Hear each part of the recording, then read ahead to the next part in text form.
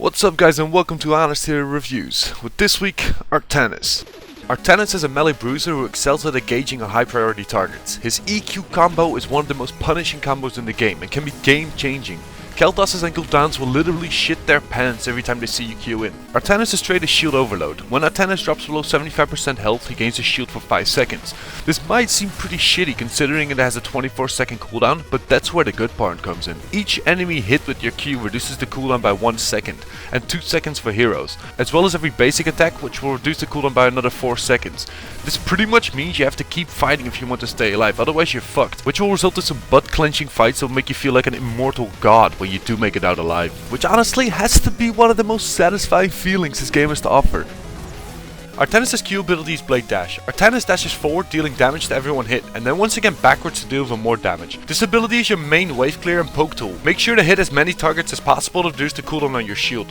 In combination with his E, Phase Prism, this allows for some insane engages and escapes, but more on that later. Artanis' W is Twin Blades. This is a pretty dull ability, but it can do an insane amount of damage with the right talents.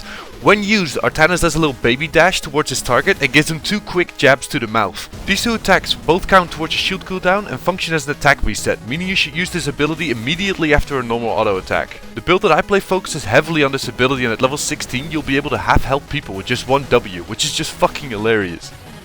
And now for the creme de la creme, the cherry on top, currently the most hated ability in this game, Phase Prism. This short range skill shot does one thing: swap positions between you and the enemy hero hit. But the best part about this ability is that you can use it in combination with Blade Dash, allowing you to make some insane plays which feel more rewarding than anything in this game.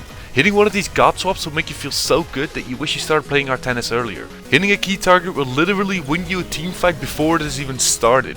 It's also incredibly good for chasing targets down. Yes, I absolutely love this ability, as it gives a real way of carrying your team once you learn how to hit this reliably. Just be careful not to swap in when your team can't follow up, or you die.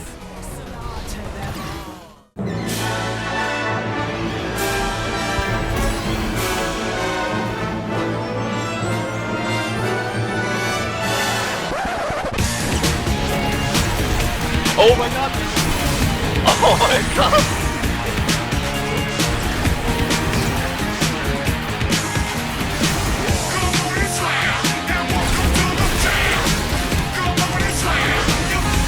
Oh my god!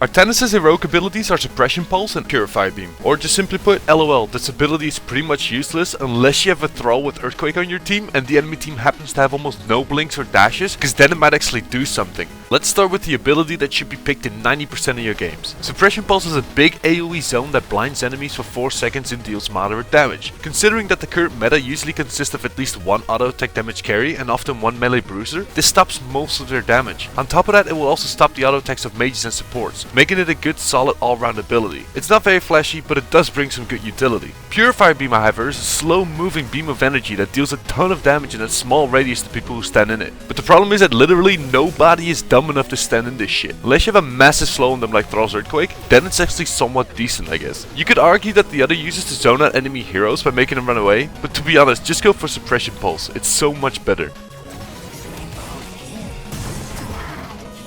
Ever since the changes to Artanis, I've been playing him constantly and I'm having so much fun with him. He's easily one of my current favorites, so yes, I'm gonna be biased on my final verdict. I mean, just look at the guy. He's just so badass. And the Master Skin is one of the best out there. Not only is his design on point, so is his kit. He just feels super satisfying to play. And with the build that I played, the amount of burst he has is absolutely insane. Combine that with Godswaps and you have yourself a great time playing. But I would be lying if I said that Artanis isn't in a very good spot right now. Artanis is currently the hero with the highest win rate, and it's no surprise why. Being able to win a teamfight by yourself is something that almost no other hero can do. And that's why I give Artanis an